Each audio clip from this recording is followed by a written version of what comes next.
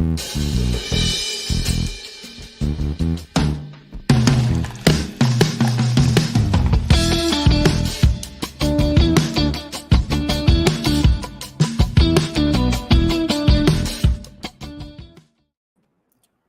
afternoon, good evening, good morning, wherever you are in the world. Welcome back to Social Confoes. I'm your host Diego, together with my co-host Shanluk.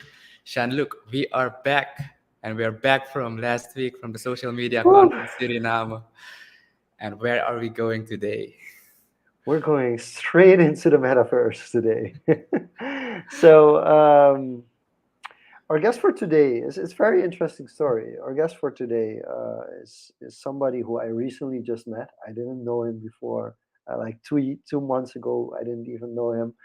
And a mutual friend of ours, Sebastian, uh, who was planned to speak at our conference this year, at a certain point was like, "Listen, um, I might not be able to make it this year, but the least I can do is come up with a speaker that is at least as good as I am, or even better."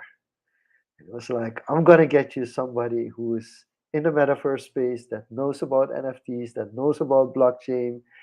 And then I got the name, and the name tag said Mr. Metaverse.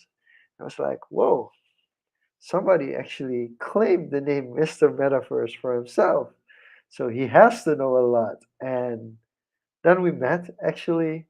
He came to Suriname, and um, it was the first time that I was speaking to somebody about the metaverse, that somebody came up with ideas that I was like, yes, these are actually things that can change the world.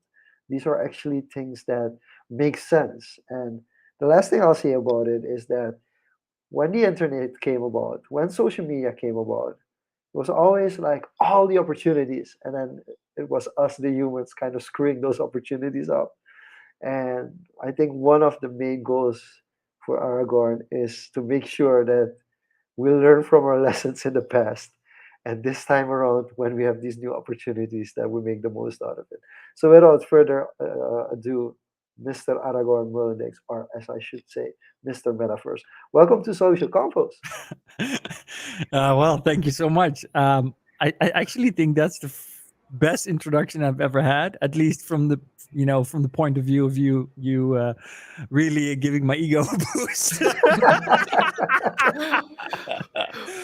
Yeah, also putting Well, the bar right up there, but I love it. Yeah. well, that's good. But before we go to the alter ego Mr. Metaverse, I want to go to Aragorn, and I want to know the I want to know the reference. Like, how much did your parents watch or read Lord of the Rings? Okay, so actually, I have a great story around this, and I don't think I've ever actually shared it in public or on any stage. But here's the truth: my mother wanted to call me Lancelot, and then my dad said, because these were different times. Keep in mind, this was the early '80s. This is not 2022, so gender identity was in a very different place at the time. But my dad said, "Hell no." Because if we call him Lancelot, they'll call him Lottie in school, which is a girl's name, and that is Lati. unacceptable. So my mom was okay. Well, what are we going to call him then? And then my dad said, "Well, look, if we want to call him after some kind of night or something like that." Well, it probably didn't go down like this, but they thought about it, and then he said, "Why don't we call him Aragorn? It's from Lord of the Rings. They just read the book, and it's a name that starts with an A. He'll be first in the alphabet."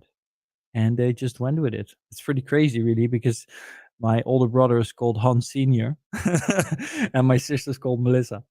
So, yeah, So they were just, let's get creative with this one. Let's make the most out yeah. of They it. just, I don't know. I asked them whether they smoked weed back then, but they still claim that they didn't try anything. My parents grew up very safe, so I don't know. Maybe somebody put something in their drink. I'm not sure. I think it was the main question everybody wanted to ask you last week, but everybody was like, he probably gets asked this all the time. I So, do. I do get asked it all the time, but but as you probably know by now, I love telling stories, so I don't mind. so, but what was your real nickname? back in high school? Ooh, my real Because it nickname wasn't back in high Lottie. school. It wasn't Lottie. So how did No, well, people? look, all Yeah. of this didn't really pan out, I think, as my dad might have hoped, because um, I think I have the clearest memories from primary school after I moved to a small village, because my grandfather died and he left us a house, and that prompted us to move out of the city into a smaller village. And when I went to school there, I also was a city boy called Aragorn. And my mom was, because my brother actually died when he was very young, before I actually got to know him. My mom was very protective of me because I was her second child, and she wanted to give me everything that she, in her own eyes, thought that she might have not given my brother. So that meant that she tried to give me freedom to pursue all of my fantasies. She tried to play with me. She tried to encourage me to be a child. And so when I was 7, and I came to this new primary school, 4th grade. Well, not 4th grade. That doesn't actually translate that way. Vierde klas, but anyway, it doesn't matter. Of groep 4. Um, but when I got there, I was wearing a blue beret because we had these Dutch military units called Dutchbat, and they wore blue berets, and they defended. I mean, in my eyes, they were, heroes defending people. I wore cowboy boots because I was in love with cowboys and all of that. I didn't know the connotations that I know now. I just thought of them as really cool, and I read books of Eagle Eye and White Feather, and I wore that stuff to school. So I came into this classroom full of kids that wore Nikes and Kappa training suits and stuff like that. Was wearing a blue beret and cowboy boots, like it was perfectly normal, and I was called Aragorn. So it didn't take very long before I got bullied a lot, and then the teacher called a meeting in class, and he said in front of the class, "Well, Aragorn is a little strange." And that really, when my mom heard that, she really lost it completely. She lost it completely. She went to school and she said, "How dare you call my kid strange in front of everybody else? That's just confirmation bias." And, all of that, or confirming biases. Sorry, confirmation bias is a cognitive bias. So yeah, and I got bullied a lot. But to answer your question, because I went completely off the rails, what was my first nickname? Well, they called me Popcorn because they couldn't come up with anything better that rhymed with Popcorn. Aragorn Popcorn. That was the only thing they could come up with. Popcorn. The levels of creativity in that classroom were really beyond me. So, but this is an interesting, because technically it did do something which meant you were free. I mean, as a thinker at such a young age, you were free. You were free of those kind of societal constructs, and you've also, like, we're around the same age. You've also experienced life pretty much before the internet was mainstream, and life where we are kind of now trying to innovate further and further into the possibilities of the internet. So, what was your first experience with the internet like? Do you remember, like, when you started, like, seeing the opportunities of, like, hey, this thing really, this thing is really interesting. Oh man, you're asking some interesting questions that really take me back. Um, well, first of all, let me lead into the answer to the question. So when you say, I have a kind of a free mind, one of the things that I really loved, and I guess you could almost say, and I know this, my mom had lost my brother, and my parents both were in a lot of pain over that. But then they got me, and later they got my sister as well, and they tried to give us everything that they couldn't give or hadn't given my brother. So in that sense, I'm very, very lucky because my parents paid a lot of attention to how they brought us up. So I grew up in a house full of African masks because my parents had lived in Africa. And my dad's proudest possession was probably a Zulu shield made of cow's hide. And he's even, I mean, yeah, he's very proud of that. He always was very proud of that. My parents were very proud to have lived there. And my father was very proud to have traveled because he went on the Dutch America cruise liners when he was only 16 years old. So this was in the 60s, and he'd been to. Actually, I think he's probably been to Suriname even. He definitely went to Panama. I know that much. So, and he went to the Suez Canal and to India. All of that before he was 18. So anyway, so my parents gave me really a lot to think about in terms of culture, languages, how to look at the world. And it was that led to my first experience with the internet, because my mom also wanted me to be well prepared for the future. And so in 1987, she bought me a Commodore 64, which was my first computer, which was it wasn't the newest computer at the time, and she bought it from my neighbor. My neighbor is actually still the guy who was my neighbor was a boy my age. His name's Pim, and he's one of my very best friends until this very day. We basically grew up together. But basically, they got a new computer, and his dad bought a new computer, and then the old computer went to me. I got this Commodore 64, and that's how Pim and me became really good friends. And so my first actual experience with the internet was because here's the funny thing. I moved away. I told you I moved away when I was 7, and Pim was my neighbor before that time. So I actually moved away from him. But because I had his old computer, and because he had a new computer, and we'd grown up playing computer games together, we stayed in touch. And then when the internet first came up in the 90s, he would still come over every half year for a sleepover party at my place, and I would go back to him. So then when the first internet connections came up, and he was, of course, doing stuff with that at home, that very quickly came over to me, and I went with him. I think it was with him, or at least I bought a new computer, and we got a modem in it, and then I was able to play computer games over the modem with him. So that was my first experience. So as soon as the internet was there, I was into being online, being into online gaming, even though it was a dial-up connection from one computer to the other, and it wasn't the real internet yet. And it's actually funny, because one of the first things I thought of when you asked me this question is that somewhere in the end of the 90s, my mom actually cut the phone line with the scissors, because I had racked up a telephone bill of 500 gulden. And because I know how that feels. I was on the internet literally all the time doing, all kinds of nonsense. And the funny thing is that I don't know if she knows this. Maybe if she watches this, she'll have a laugh or she'll have a heart attack. But I got up at 3 at night, and I would go downstairs, and I knew how to repair the cables, and I just repaired the telephone cable, reconnected it, so I could continue doing that. I'm sure she must have noticed, but yeah, it was real crazy. Yeah, of course, The bill. the bills are still high. Yeah. Okay, Diego, what was your first memory of the internet?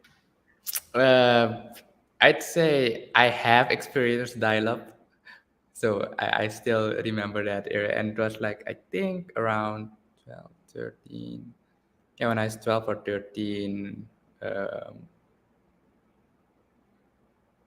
even younger maybe. But yeah, dial-up, and it was, I think, to play this Digimon game. So it's kind of connected. Like we're going into the metaverse talk, and I think it's relevant to notice that if you look back, it's kind of this immersion in another world that kind of connected people or gets them interested in this space. So like Digimon is like a popular cartoon, but it's also a card game, and it was kind of the the rival of Pokemon, so to speak. So it's very pop culture, and that's how kids connected. That's how I'd say boys more kind of got more into that kind of development, into storytelling, into animation. It's a whole different world. And bringing this back into what we're talking about now, like the metaverse, it's kind of being more intertwined. So I want to pass this back over to Aragorn. Like, if you compare the introduction to the internet back in the 90s to the introduction of the concept now to metaverse, like, how is that? How have you received that? If you put them side to side. He's laughing because he shared some videos last week that Yeah, were so exactly on this topic. yeah, exactly. So I was born in 1983. So I was 16 in 1999.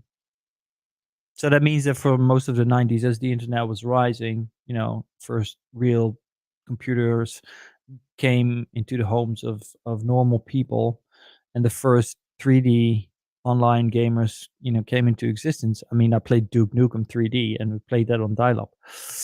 Um, I was there for that, and I wasn't a grown-up yet, so I had the perspective and perception of a child. But I do remember that I felt like it was this super exciting time, right? It was this time where it seemed like the science fiction movies that I'd been watching when I was really young in the 80s and the start of the 90s were actually going to be real, right? And this was the time, and 1999 was when The Matrix came out. And I remember going to school, and I had a best friend back then, Martin, and we were into a lot of this stuff together. So we had been absolutely massive fans of this cult movie, which nobody knows about anymore now, but it's called Brain Scan. And I don't know if you remember, but in Terminator 2, the boy that plays, or the actor that played John Connor as a boy, he plays in this movie as well. And it's about this video game on CD-ROMs, which is super high tech, of course, at the time. He put this in, and then he'd play it, and then he'd go into this virtual reality world that seemed exactly real, but he would commit murders. So this was kind of a horror game.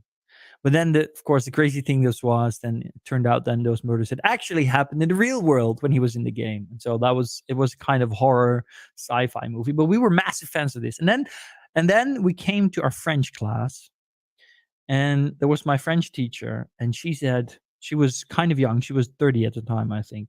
She was like, "Oh, I saw these amazing movies in the cinemas this week, and you really got to see it." She told me and Marta, I think, or maybe the class. I don't really remember, and we were like, "What's it called? What's it called?" And she was like, "It's called The Matrix." And I remember so vividly that I had no idea of what I was supposed to imagine with that, right? But then, of course, me and Martin went to see the movie, and it completely blew our brains, because even though it's dystopic, and talks about humanity being enslaved by computers, it really captured that feeling that back in the 90s we thought, okay, this is really going to happen someday, but probably only when I'm like very old. But it still was exciting, because this was a movie that also had all these new CGI technologies. Technology was going really fast. So there was excitement about the internet, about the world, about digital worlds, about being connected. But a lot of people were skeptical, very skeptical. And now, when I look at the world today, I feel in some ways I'm having that deja vu from The Matrix, right? When he sees the cat and he says, "Hey, I had a deja vu." And then Trinity says, "Yeah, it's when they change something in the Matrix," and then the fight starts. But I really feel sometimes like I have a deja vu. I might be an older person now, but the conversations I have and the experiences I see people have are the same. There's those people like me that once again are extremely excited about what is coming our way, and we can't wait to try things out. And then there's other people that again are like, it's not gonna work, it's not gonna happen. It's just a bunch of nonsense. It's marketing. It's bad because we will all. It's dystopic. I literally have so many people saying like, "Oh, this future is horrible. Will be even less human, and it will be even more toxic, and the world is going to shit." Um, yeah, I don't feel that at all. Yeah. So Now it's interesting that you mentioned that, but also like you mentioned, also the technology, how fast it's gone. I'm quickly gonna go through some comments because Tef mentions Infinity, and Jonathan says I was on Commander Keen, and Commander then Keen. Oh my god. One of my best friends is we call him Keen. We've always called him Keen, and he named himself after Commander Keen. Yeah. and also ICQ, Netscape, and Hotmail. I think ICQ was really big in Suriname in ICQ was 90 in massive. 97, even in Suriname.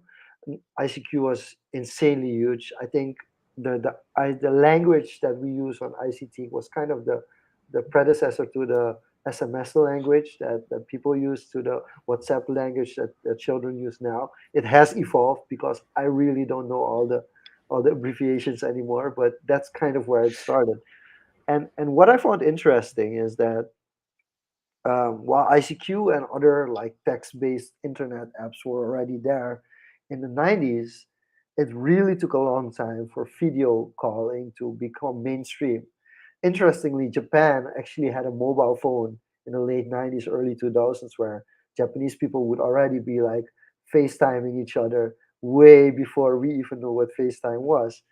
But that also brings me to a technology that was way before we started becoming like mainstream video conversations. There was already Second Life, and Yeah. like in some senses there are some similarities to the metaverse with Second Life. On the other, it's just like it completely flunked. So I what I've been waiting to ask you, um, what was different with Second Life? That I think Second Life was at the time 2005 even. It was a big thing. What happened there that was so not centered around a real life that it kind of flunked so badly? Um, well, let me first start by saying that you say it flunked, and I hear that a lot, right?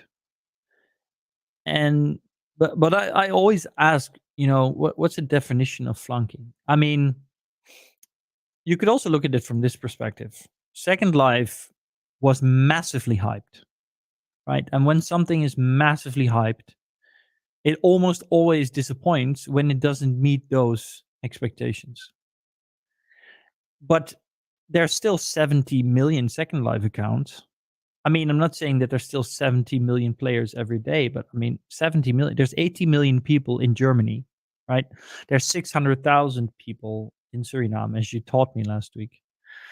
So 70 million is, It's is that a okay. failure? Is that a Okay. failure? Yeah, Um, okay, I get you. but and Second Life exists still this very day. That's another thing that people seem to forget. There is people right now, this very day, that are making money, enough money even to live off it in Second Life by selling virtual fashion. I think I think the thing to realize is that Second Life, in many ways, was far ahead of its time. And I think that if we consider it a failure, then we can only consider it a failure in the sense that Second Life had the ambition to be an extension of our physical lives in the same in a very realistic way. And what I mean by that is that even today, if you meet people and one of the questions that for me always really divides humanity in two groups is, what books do you read? And I don't know, maybe it's because I'm called Aragorn, but there's two categories. There's people that read fantasy and science fiction, and they love that. And if they love that, then they hardly ever will read anything else, right? And then there's people that don't like science fiction and fantasy, and they will never read science fiction and fantasy, um, and they will only read fiction. And the thing is that the people that read science fiction and fantasy are people that fantasize. They are looking for experiences that they feel that they can never have in real life, right? At least it's my interpretation. And then there's people that like to read fiction, and these are people that like things to be realistic. So the books they read, they want them to be something that they think they can experience in real life as well. And games at that time tailored specifically well to people that wanted to have a different experience. Because if you accept magic, if you accept technology that can do things that you cannot do in your physical life, then you're also more willing to accept that in a computer game, things are not exactly as in reality. But if you are looking for something that approximates reality and gives you a different experience within your own in that reality, then if you go to a game like Second Life, you very quickly see all the things it lacks that you have in your real life, or all the things that are not realistic.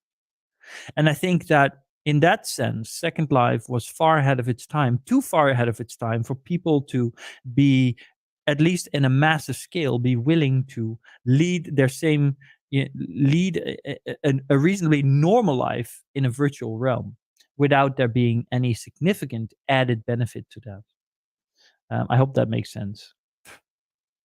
So technically, it's still at the moment more successful than many metaverse projects. Hell, it's absolutely. I mean, if you look, I mean, I had some really complicated conversations about this recently, but I posted. I still haven't released, but I made a video about why Decentraland and the Sandbox failed in my eyes, and I can say honestly, they failed. I actually really believe they failed. I'm not saying that they don't have any opportunity anymore to fix themselves or to maybe get back on track, but 9 out of 10 times when it comes to these things, you only have one shot at it, and that shot has not been successful. I mean, there's one massive example in history.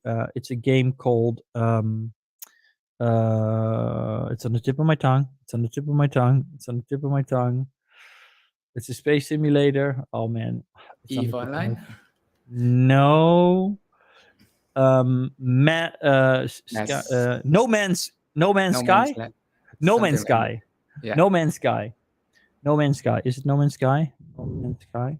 No Man's No Man's Sky, yes. So No Man's Sky launched and it was a complete failure because it promised all these things that it didn't deliver on.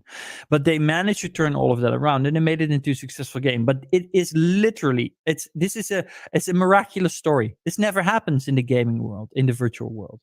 If a game fails on launch, it never gets over it. Right? And so if we look at Decentraland and Sandbox, and we have to conclude that at their peak during the height of 2021 and 2022, they had thousands, even millions of people in there, and now, I mean, even the best estimate for Decentraland is about 7,000 a month, and Sandbox sits around 50,000 a month, right?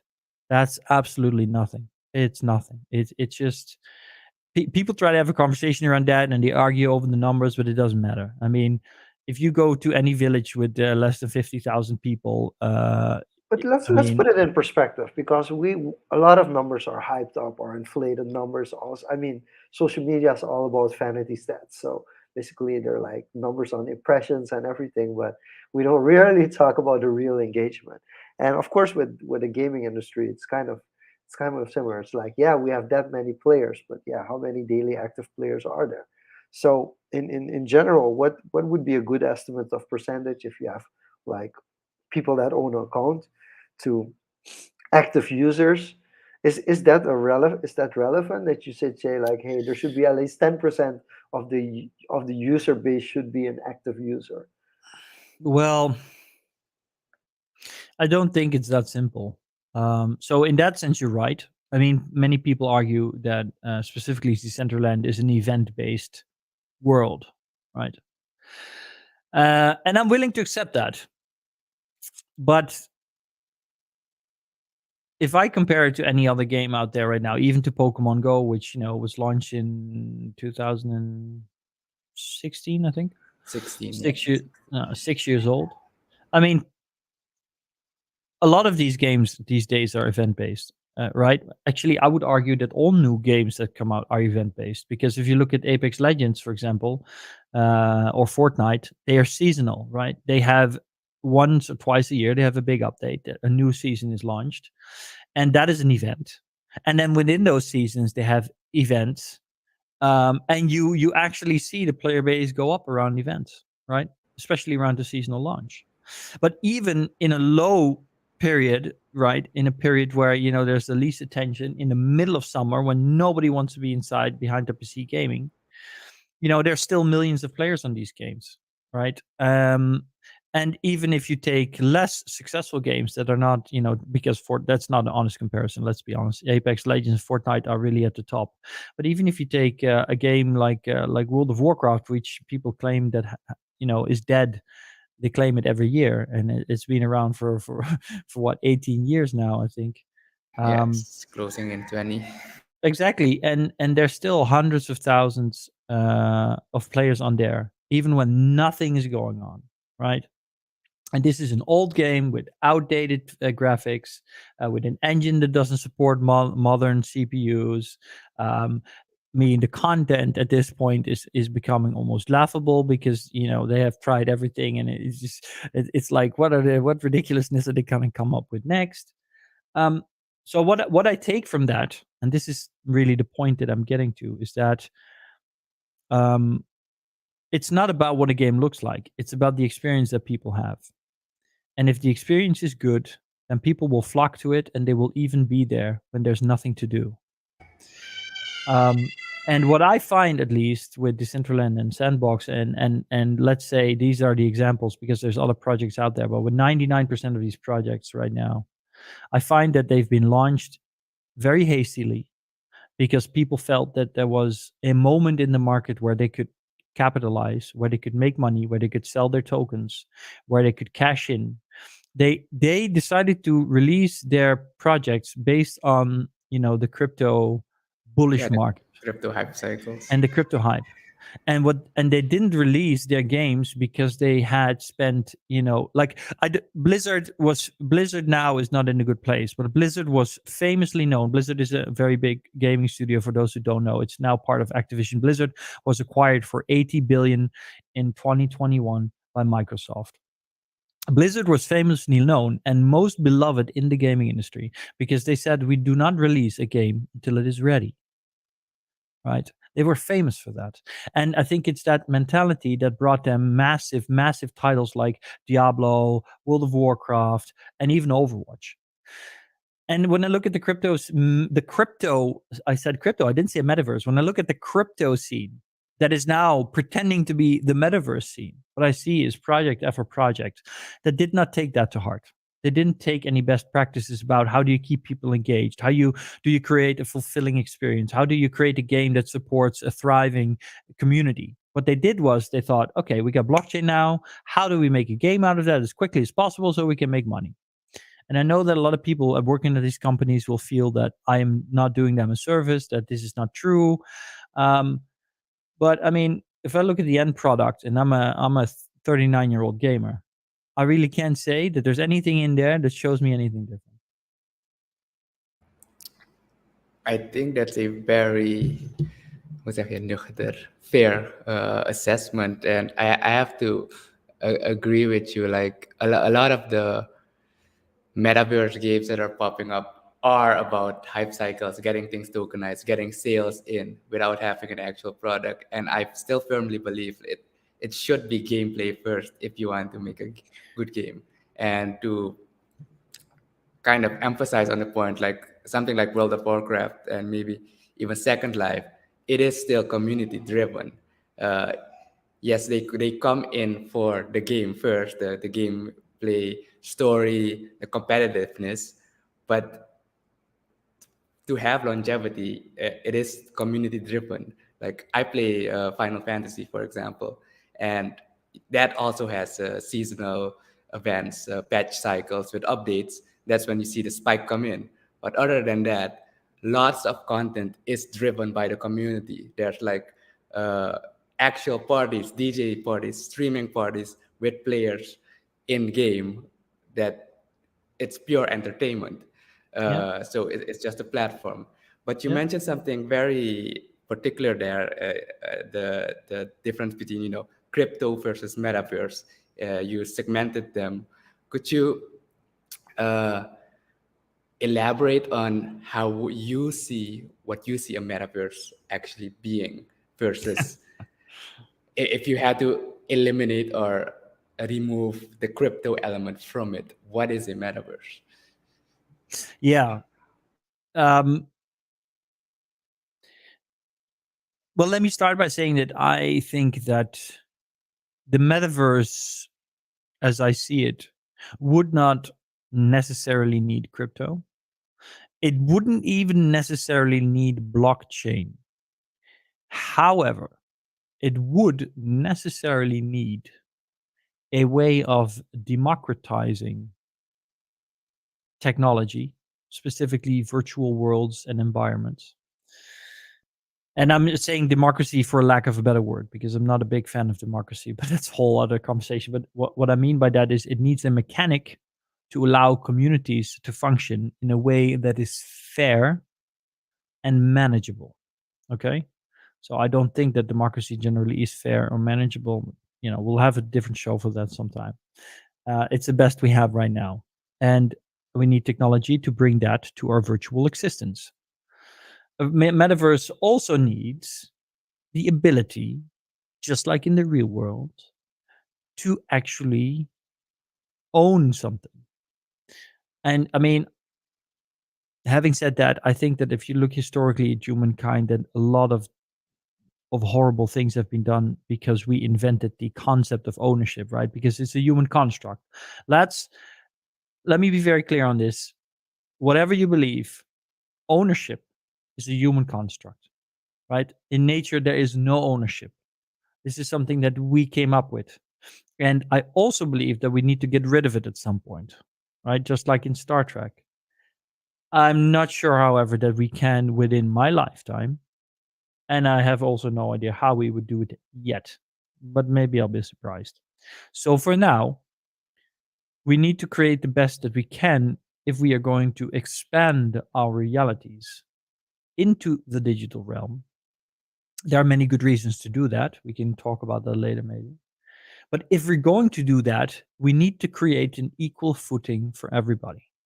And that means that everybody needs to be able to own digital assets just like they can own physical assets right now. And it means that everybody needs to be able to have control over their data, their privacy, their identity, their location, and all of that, their votes in this digital world. So that's required.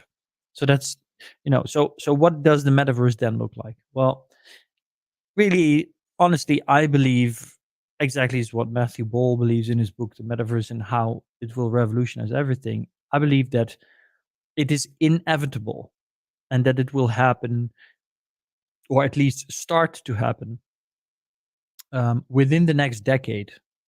Maybe not to the full extent yet, but we'll definitely make a significant move towards it. That our physical reality will be expanded and augmented with our digital experiences and our digital identities. And this, I mean, really, it's something that already started to happen with the advent of the internet. It's in some ways it's going to be a revolution, and in other ways it's just a continuation of what is already going on. Because let's face it, even in Suriname, which is arguably not the most technologically advanced place in the world. It's not like maybe Dubai or Hong Kong, right? Um, but even there, people do so much with their phones, right? It's way more than just calling people. I mean, you might check your bank account data on there. You send apps. You hold pictures of your family, of yourself, of your children.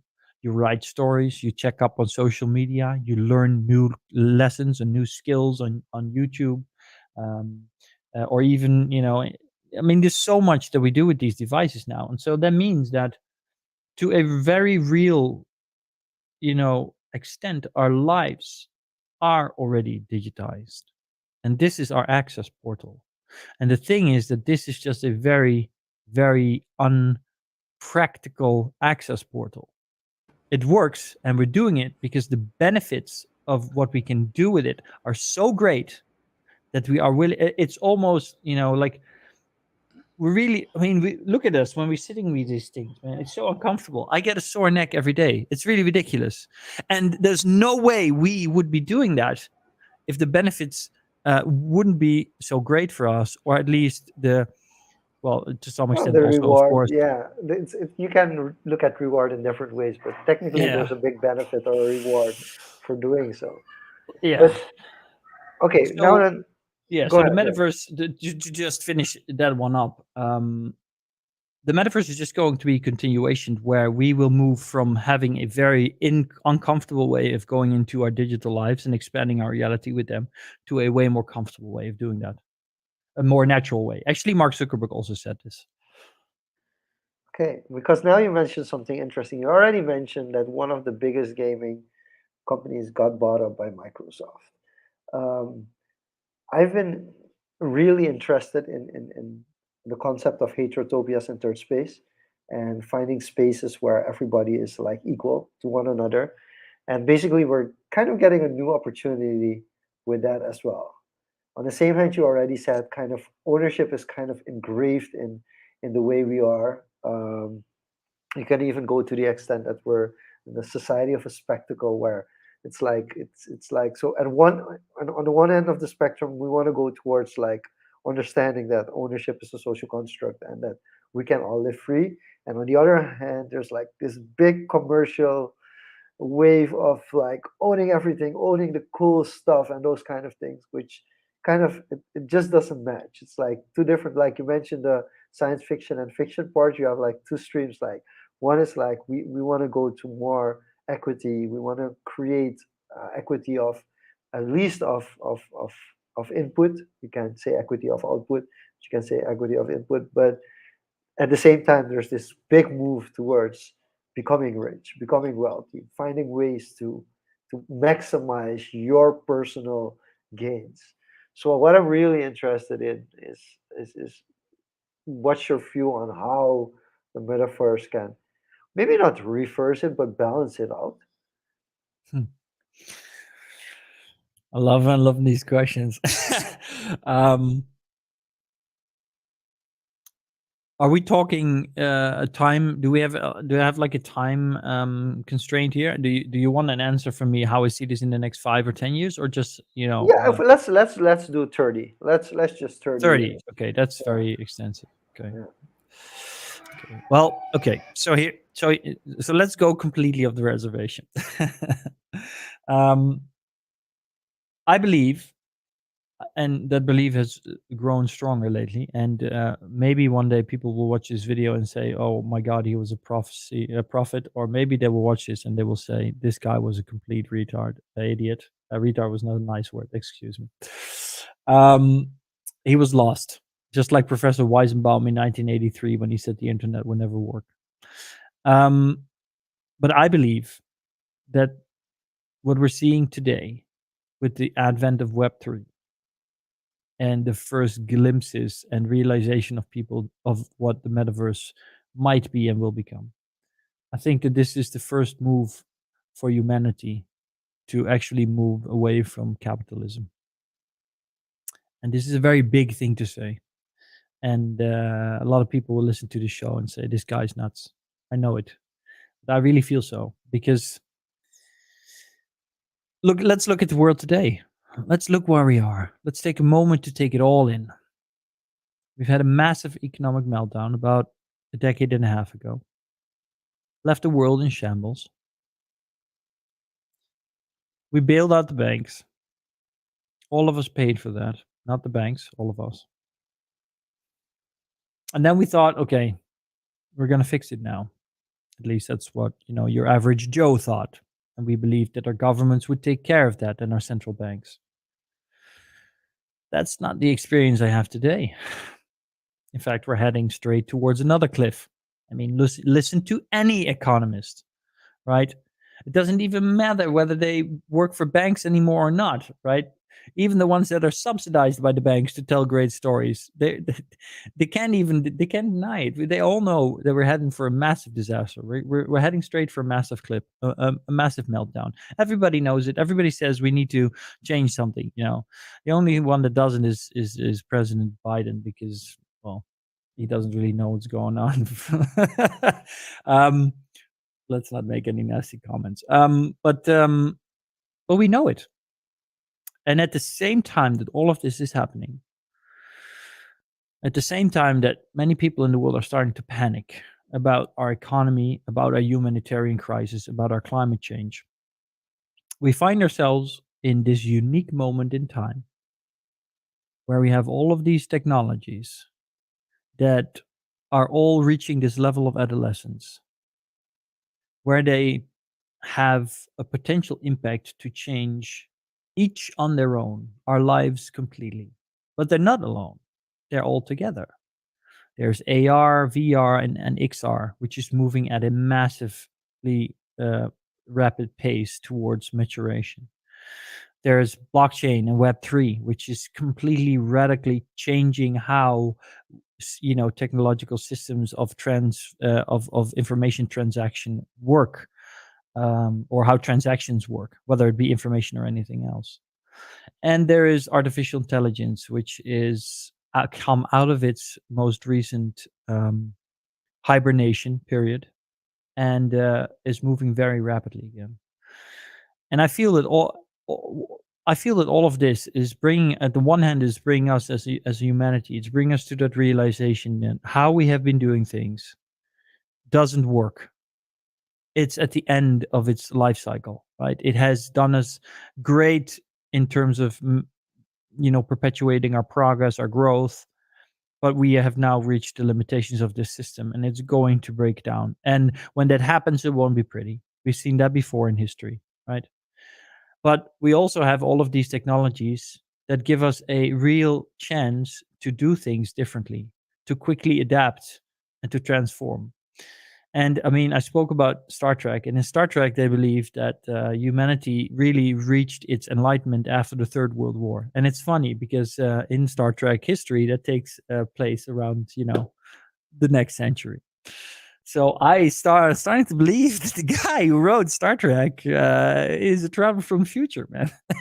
I don't know. I mean, look at the world today. And I know that this sounds nuts. I know it sounds nuts, but it was hard for people in the 90s to imagine what a mobile phone would turn into. And it was hard for people in the 80s to imagine what computers and the internet would do with the world.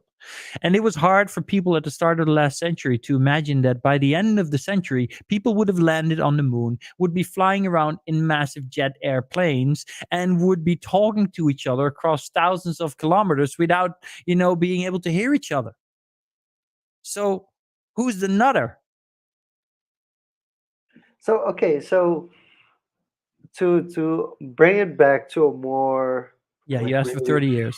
no, yeah, no, that's good, but for 30 years. But the same thing is like if you bring it back to like something that people can relate to, like you Yes. just mentioned in 30 year span, like the way we can go and from also a very philosophical perspective.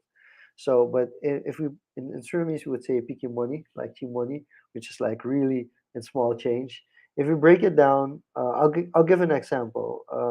One of the favorite clips that I always show is a clip from the I think 60s or 70s where somebody Mhm. explains like, listen, this gigantic computer that you see here will be a smaller version in your own home, and you'll be Yep. able to book your tickets to a theater concerts and work away from home and actually be on vacation and still work, and give us a perspective in 30 years where we could be like with the metaverse, like a Okay. practical everyday scenario where we're not thinking of right now but can actually happen in 30 years. Okay. All right. So here's what's going to happen. Nigel Monnes, who's living in Suriname, he's gonna use Web3. Right now he doesn't know it yet, but tomorrow he will suddenly get the idea that he needs to learn Unreal Engine. So he's gonna learn Unreal Engine. And then 1 year from now, he'll be so good in Unreal Engine because he watched a couple of YouTube videos and all of that because it's readily available. He'll be building virtual assets in Unreal Engine, replicating Surinamese cultural heritage things, but blending those together with some kind of cyberpunkish thing for fashion. And it will really take off because it will go on social media during the Social Media Conference 2024, organized by Jean-Luc. And people will see that. They will take it to the States. It will take off. He will sell a shit ton of those. With that money, he will buy a Starlink connection, which he will install in a local shop in Paramaribo. And he will invite other Unreal Engine developers from all over the world to come there, stay in Suriname, experience the country, and work from there because it'll be possible to just work remote. So all of these Web3 people and all of these artists and creators that are living a life based on selling virtual assets, virtual fashion items that are being used increasingly in games around the world, like Fortnite and like Roblox and like Apex, they come to work from Suriname. And at the same time, all of this is happening. This market is growing exponentially from the 63 billion that it is today onwards in the next few years to, almost 500 billion. And this will allow people from many other places in the world, like Suriname, that are currently left behind to kind of get ahead of the Western world when it comes to the digital world and how it is populated and built. And the reason for that is that in the Western world, everybody's lazy. All of those white tatas like me, they're super lazy. Can I say that on the show? They're super Yeah, lazy most people won't understand what it means. So I think because you're cool. because they have fast internet, and they have expensive computers, and they have everything they want, and they have easy access to payment rails through their banks, so they don't give a shit, right? But it's these people, like the people watching the show maybe now, right now in Paramaribo or anywhere else in the world. They see the advantages, and they want to take those advantages. They're eager to take that, and they start doing that. And then in this massive new virtual economy that's growing, they start to take a really big piece of the pie, which is going to shift the financial streams in the world to them and to their wherever they are, which will then allow them to leap ahead because they will already have the experience, they will have the understanding, and then suddenly they will also start to get the money. At least for as long as we have capitalism. And I think that will continue to happen. In the same time, China is rising to power. So what you'll see is that China will build its own metaverse, which it will try to cut completely off from the rest of the world. And what you'll see is that Western countries like the United States and Europe will possibly, mm, I hope not, but I think that they're going to really struggle because they are so bureaucratic, right? They are so, stuck in their old ways and their old rules and their old systems that they're just bogged down. And that's going to shift how the world looks. But that won't stop technology, because if you read Jeff Booth's book, The Price of Tomorrow, you know that technology is it's a force of nature, right? In a real sense, its deflationary power is massive. So as all of the devices that are being used to enter these virtual worlds that are really being developed by people that might not even have true access to them, but that are capable of developing assets for it, as these technologies become ever increasingly more accessible and cheaper, the people in the rest of the world will start to use them too. And that's when the real wave will hit. Because then suddenly, there will be like a second Alembo, right? Alembo is a company that is in Paramaribo. And what they really do is they outsource Web 2 kind of activities, or done for Web 2, to Suriname in Alembo, but they work for a lot of companies in Europe and the Netherlands. And so all of that can happen again, but this time for Web 3. And I think that can really shift the balance in the world. Because what you'll see is the same thing that we saw after the Second World War. After the Second World War, the UK got left behind, and Germany leapfrogged ahead, because in Germany they had nothing, so they started with the newest new technology. And in that way, I really hope that the people that have nothing right now in the world because they were left behind will have an opportunity through Web3 and the Metaverse to leap ahead again and get in front of the rest. Is that a good answer? Does that answer the question you Very, hope? very impressive answer. And I I think, can yeah, go ahead, Diego.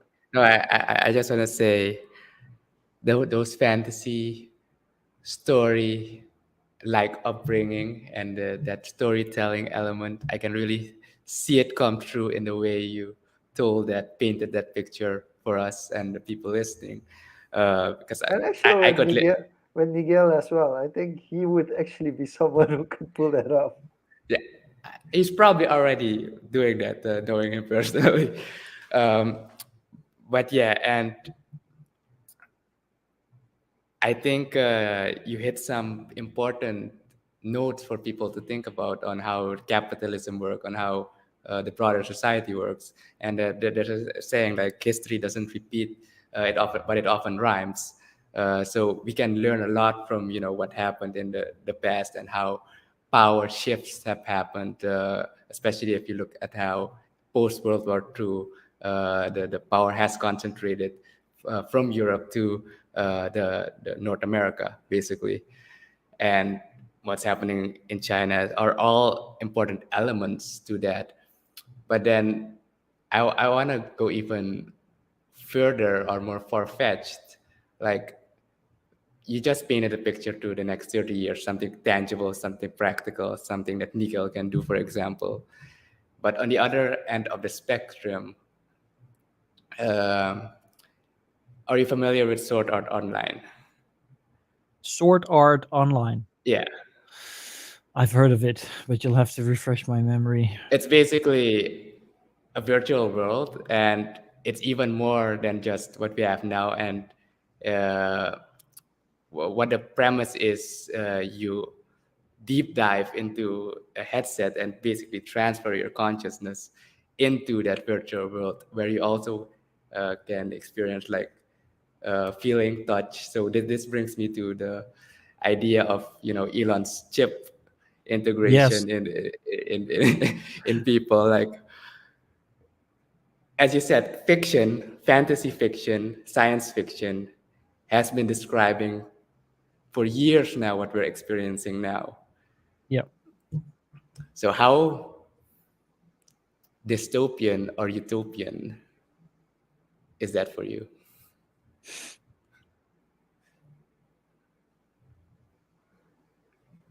For me,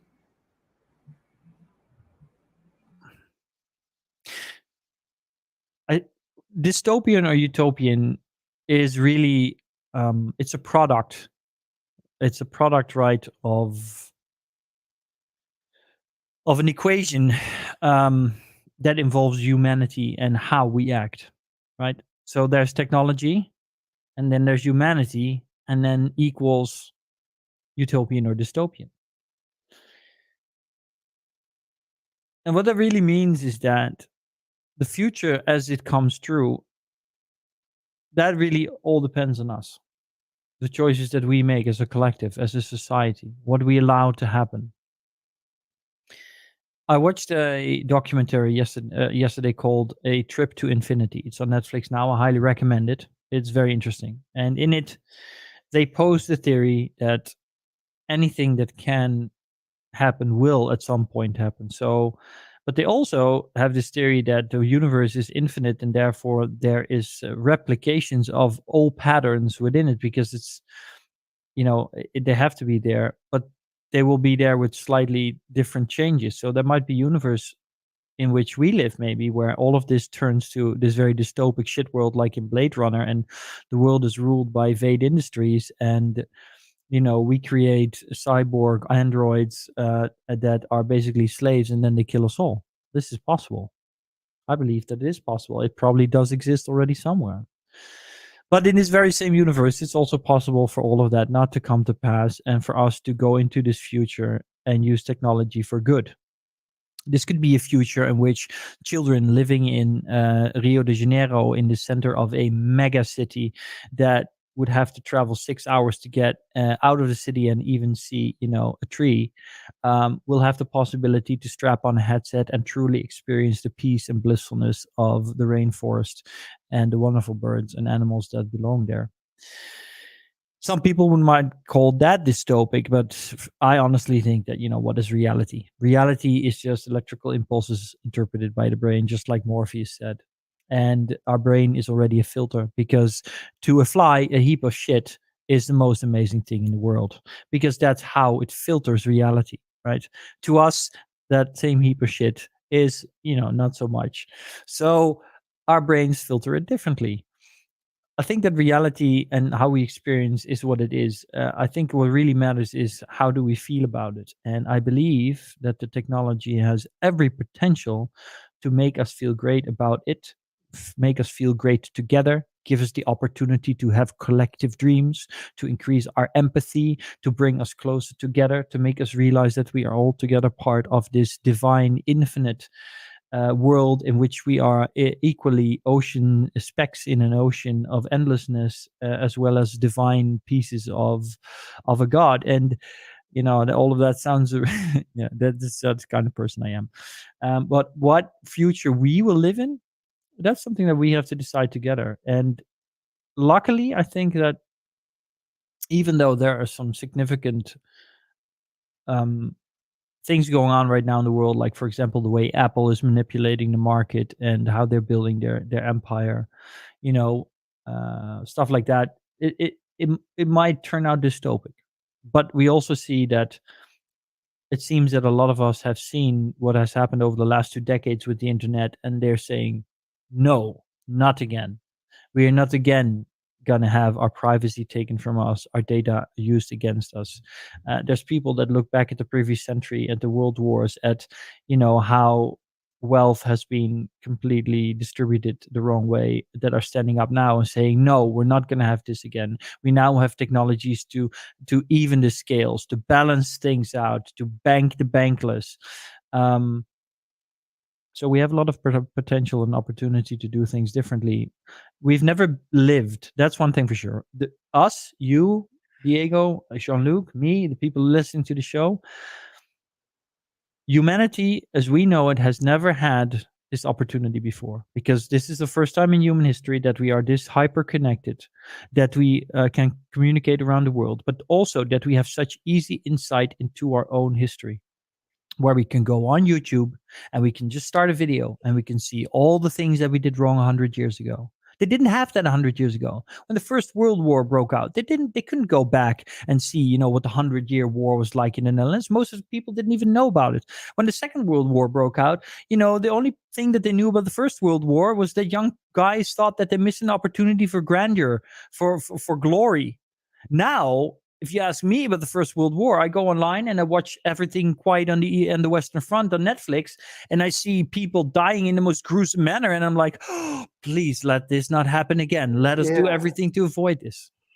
So I want to quickly tap into that because the interesting thing here is like, and it's the same with social media, it's the same with the internet.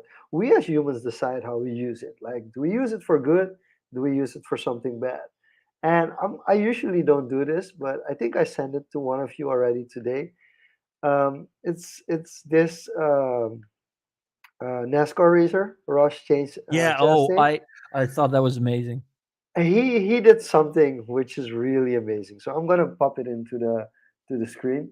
So what he did is he was playing video games like 15 years ago, and then there was like a video game move, and he was like, "Hey, I have nothing to lose. Let me try this out in real life," and it actually worked. It's just pump on the gas, go to the wall, and let just the wall slide you past everyone.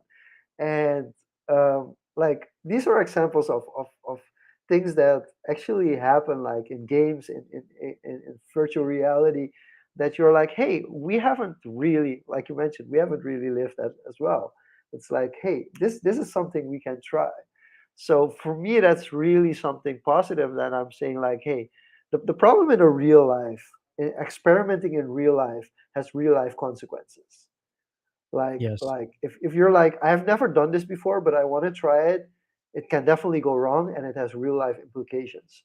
So if we get to experiment and innovate in a virtual space where when it goes wrong, the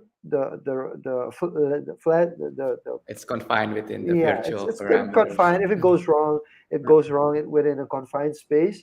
That allows us to practice something and then figure out, like, hey, is this possible in real life?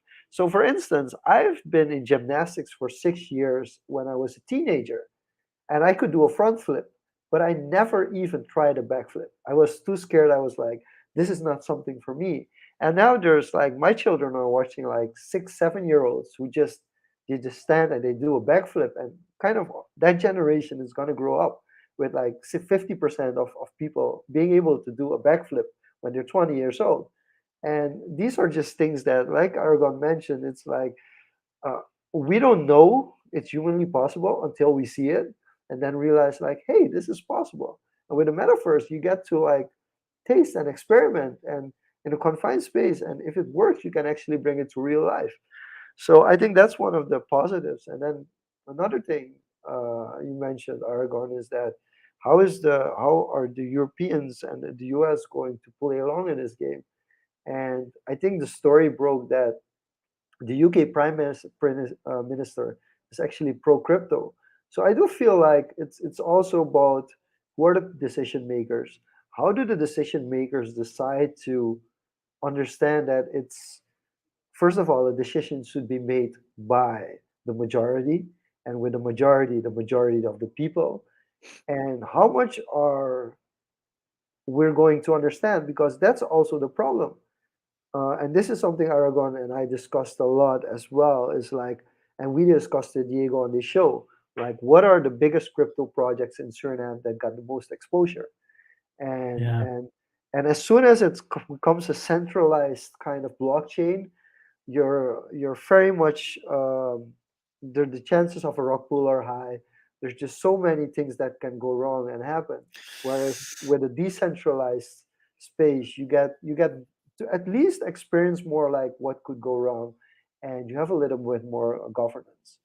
So the last question I want to ask Argon is, because we technically you could do it without crypto, but then using crypto as a governance token.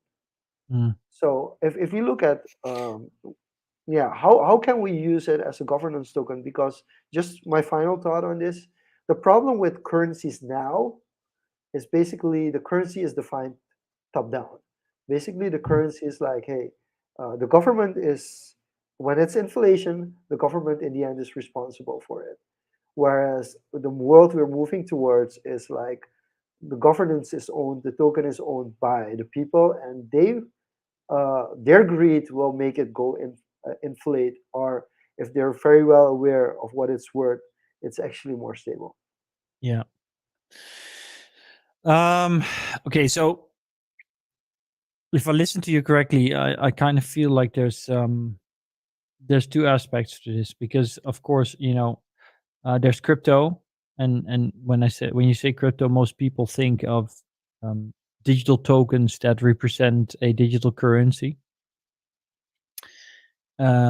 And that's really just one way of using crypto, right? It's a side effect of having blockchain technology, and it's a mechanic that ensures that the system is reliable and perpetuates decentralization. Because, contrary popular belief, not every crypto is decentralized. Decentralization only happens over time as more nodes are created, and nodes are basically people having a small computer at home where the data of the blockchain is saved, and then it is compared to data of other people's nodes to verify what, if the majority has the same data. And then when new data is uploaded, all of the nodes have to agree basically first and validate. And for that validation process, which takes energy, and that's what the nodes are needed for, they get rewarded. And that reward is what actually turns into a crypto at the end of the day.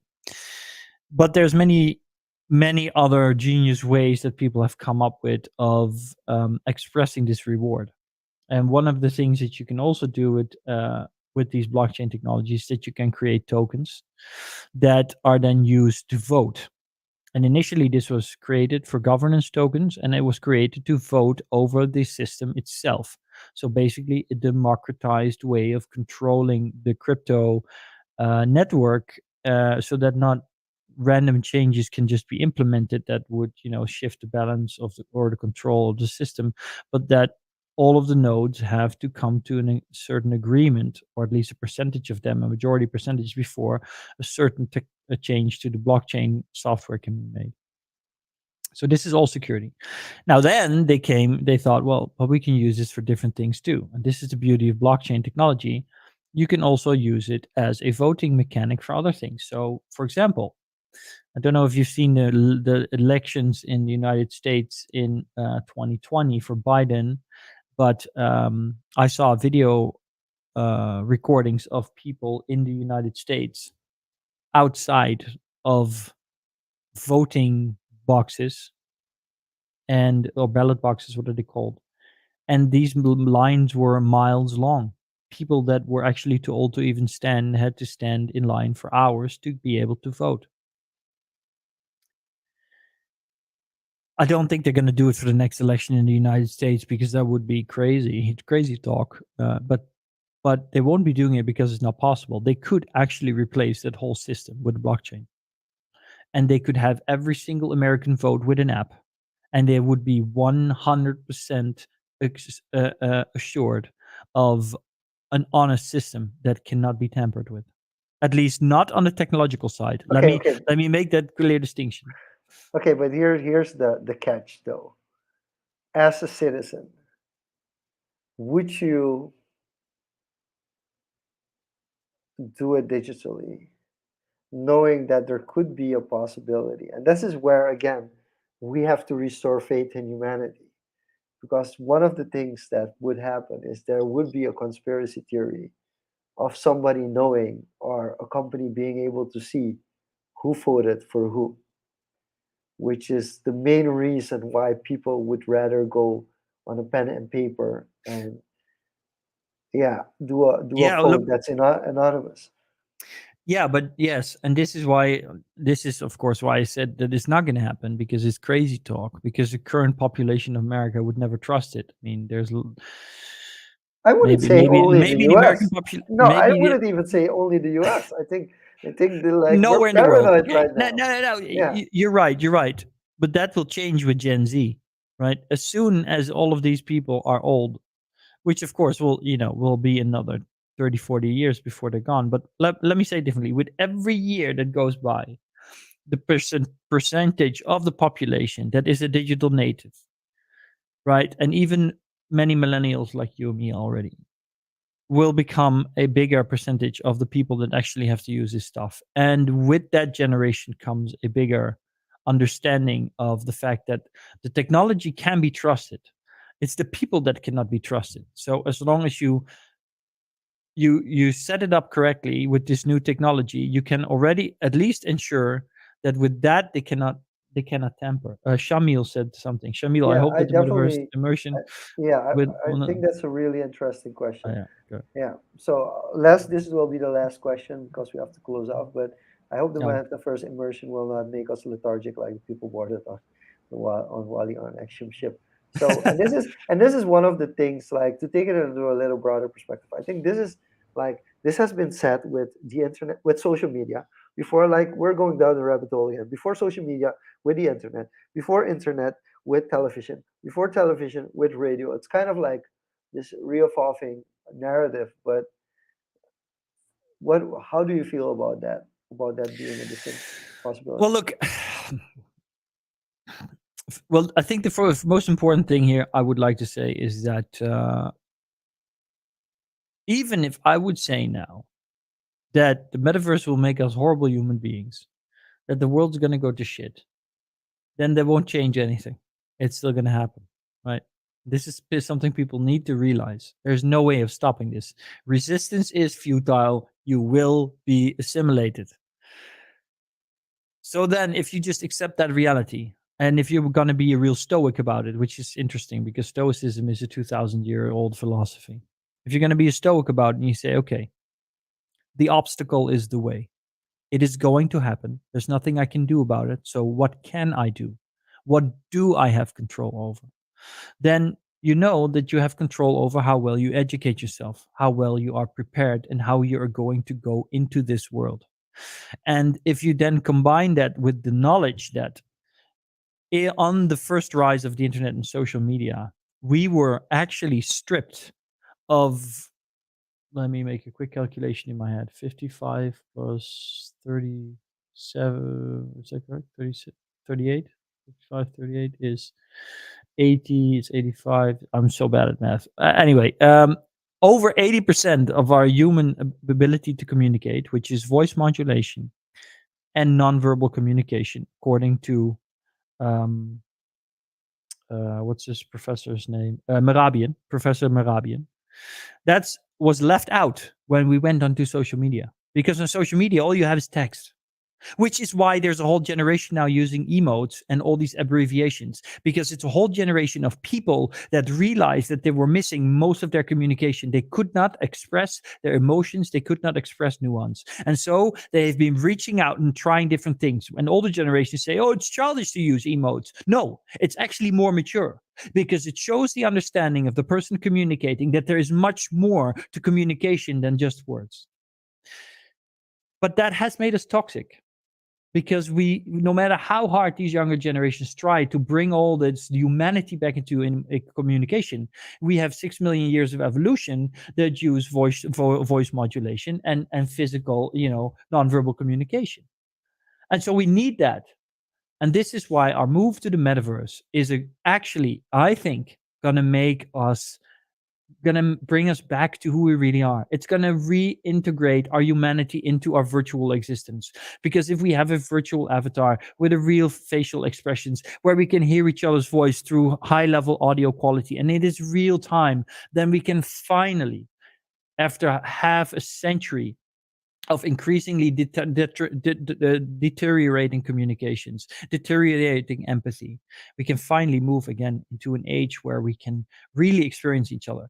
And it will be a wondrous age because for the first time, a child from Suriname can have a real life interaction with a child from Russia in school where they have a lesson in class together. They can even talk to each other in different languages and they can still get an understanding for the other's feelings and wonder at what the physics teacher is teaching at this moment.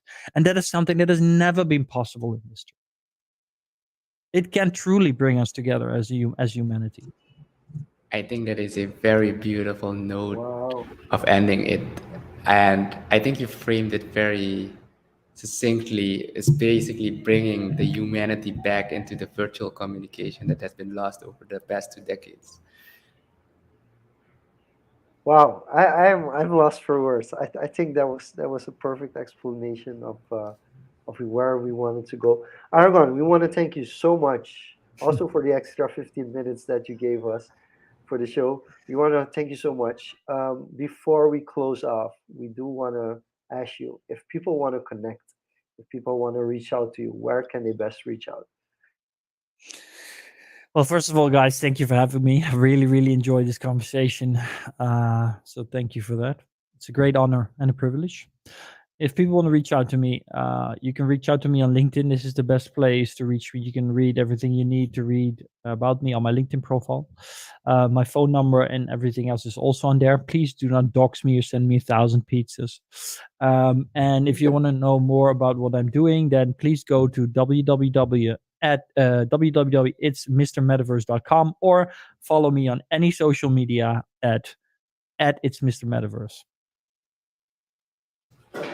Got it. And with that being said, again, from my end, Aragon, appreciate it. Hope you had a pleasant stay here. And we hope to bring Suriname to the metaverse ASAP. Awesome. Thank you all for watching. This was Social Confoes. See you back next week for a brand new episode. Bye bye. Swipe, swipe.